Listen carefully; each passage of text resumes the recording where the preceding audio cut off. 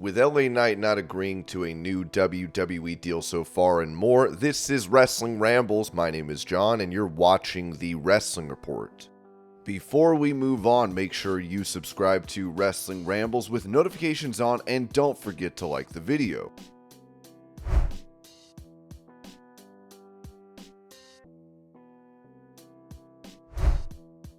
Mentioning the reaction to his torn pec at Hell in a Cell, Cody Rhodes told Dale Earnhardt Jr., "It's one of the strangest audience reactions I've ever had. I didn't know. Would they think this is cool?" Really what it came across was, we don't know how to feel about this. Talking about myself, he seems like he's very injured. Half of my body at that point, it was a complete tear. Thing was ripped to shreds, and that bruise just kept getting bigger and bigger, and it was running down. I thought I might have some other problems in my bicep and stuff because it was just getting bigger and bigger. I cramped up too, so it's ripped off from there, but it's still hanging up here, and all of a sudden it shot up real high. It looked like I had a giant chest. Lots of fans approached me to autograph photos of my torn pec. I think I've signed photos of my torn pec more than anything else.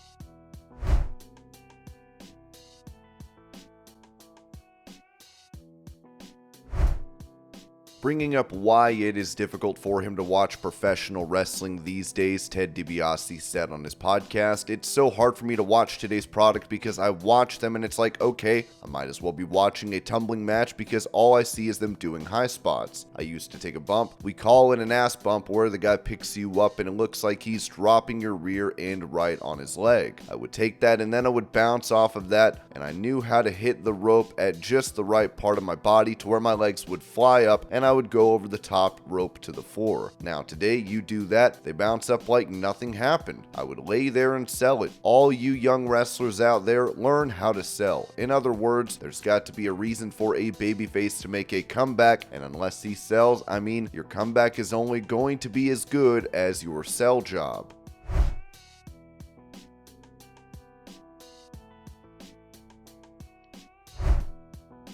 Touching on previous plans in WWE to bring the Sanity faction back together, former member of the group Alexander Wolf said this to Developmentally Speaking. "There was actually a plan to reform Sanity. The plan later was they would separate me from Imperium because I would be the weak link, and then in that time also they would reform Sanity with Killian Dane and Eric Young, and they would win the NXT Tag Team Gold. And in that case, they would go on a feud with Imperium, and I would join against Sanity. We would have a feud against Imperium, and then we would go back to US NXT.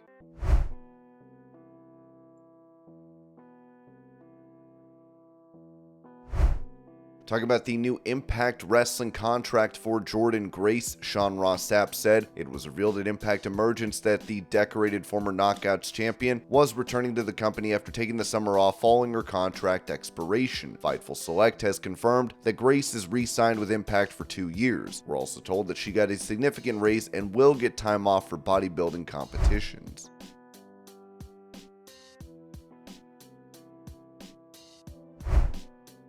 For an interview on Hey EW, Rob Van Dam was asked if Shane McMahon using his vanterminator move bothered him as he responded, "Yeah, it bothers me a little bit, yeah. I mean, yeah, they had a lot bigger stage than we did, so a lot more people saw that than they would have been exposed to the Los Angeles pay-per-view or whatever it was."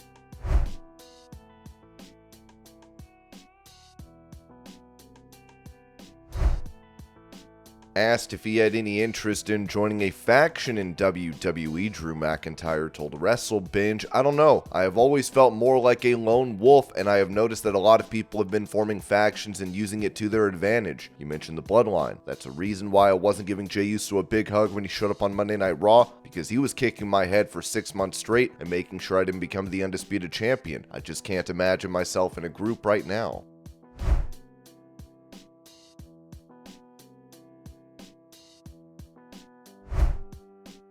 In a video, Matt Cardona hinted at potentially going back to WWE. "People want to know what it's like to be the deathmatch community and be gone. I don't know if you can tell. It's fucking raining. Just finished the show, DCW in Brooklyn. I'm walking to my car that I'm hoping has not been towed in the rain. I wish you could see this. It's raining. It's raining. Unbelievable. I need to go back to New York. I need to go back to WWE.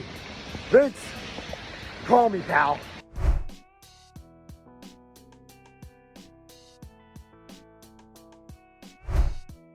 Reporting on the Impact Wrestling contract status of Deonna Purrazzo, Fightful said that one of the most decorated champions in Impact Wrestling history is set to hit the free agent market at the start of next year. Purrazzo's deal expires at the end of 2023, as Fightful has previously reported, and we've confirmed that as of now, there has not been an extension reached. At 29 years old, Purrazzo will reach free agency outside of the pandemic era of wrestling for the first time since 2018. She was signed by WWE, then released in 2020. She actually worked for Impact for several months without a contract, including winning the Knockouts Championship before signing. She'd go on to be a 3-time Knockouts champion, as well as winning the ROH Women's Championship, the AAA Reina de Reinas Championship, and the Impact Knockouts Tag Team Championship.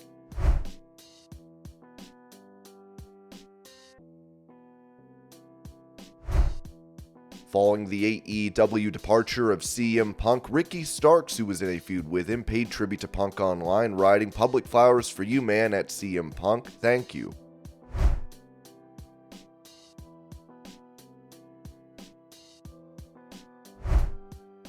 As Kevin Nash has been taking shots at CM Punk on his podcast, he has now clarified that he has no actual issue with him, saying, "I got no heat with this guy after last week. Those ratings were amazing. Just milk this as long as we can. We gave Steve enough right now. F it. We got 75,000 hits on this one right there."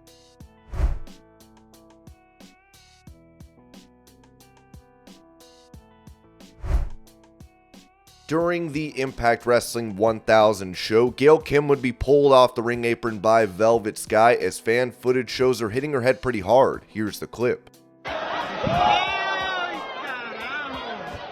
After this, many fans were worried for Kim as they wrote, "The way her head bounced. I just know she regrets getting in that ring. WTF, that wasn't planned like that. Oh, we're gonna have some issues. Of course, it was Velvet. Please tell me that was a receipt. That was personal. Gail, no. Yo, WTF. So Velvet got her ass out and is still untalented? Why is she here again?" Gail Kim said this about the incident, writing, "I'm okay just so everyone knows and is updated. I woke up to a lot of people concerned. So yes, I got rattled, but I'm okay."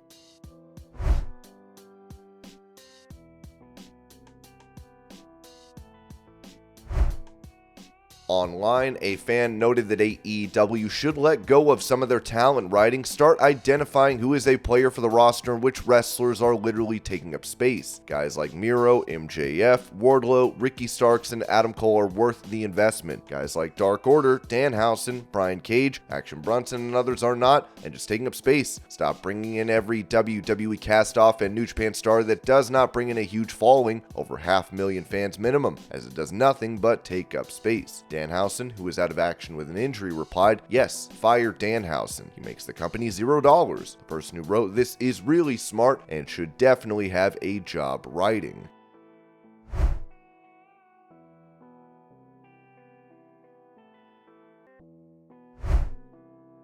At the JFK airport recently, Matt Riddle had a run-in with security where he was said to have been intoxicated. In a now deleted post, Riddle had accused the security of sexually assaulting him. Now, Ringside News has said that Matt Riddle's JFK airport story got to WWE. Ringside News reached out to our sources in WWE to inquire about the Matt Riddle situation. We are told that WWE is currently investigating the matter.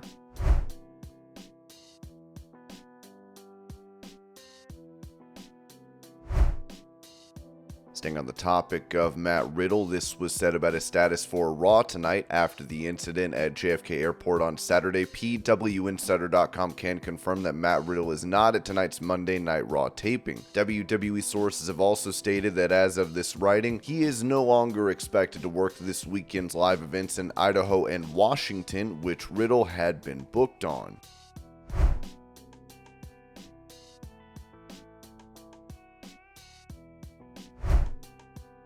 For a status update on LA Knight potentially re-signing with WWE, Sean Ross Sapp, Fightful revealed that it is true that Knight and WWE have been engaged in extension talks and that a 5-year deal was offered. However, we're told the two sides were far apart on money as of now, and that no deal has been agreed to and doesn't appear to be imminent, but they'll keep negotiating. Another WWE higher-up said that there isn't truth to the idea that LA Knight's push was tied to a new contract, citing that a significant number of wrestlers on the roster have deals coming up next year and are still getting pushes. Knight's current WWE deal runs well into 2025 and has over a year and a half left on it.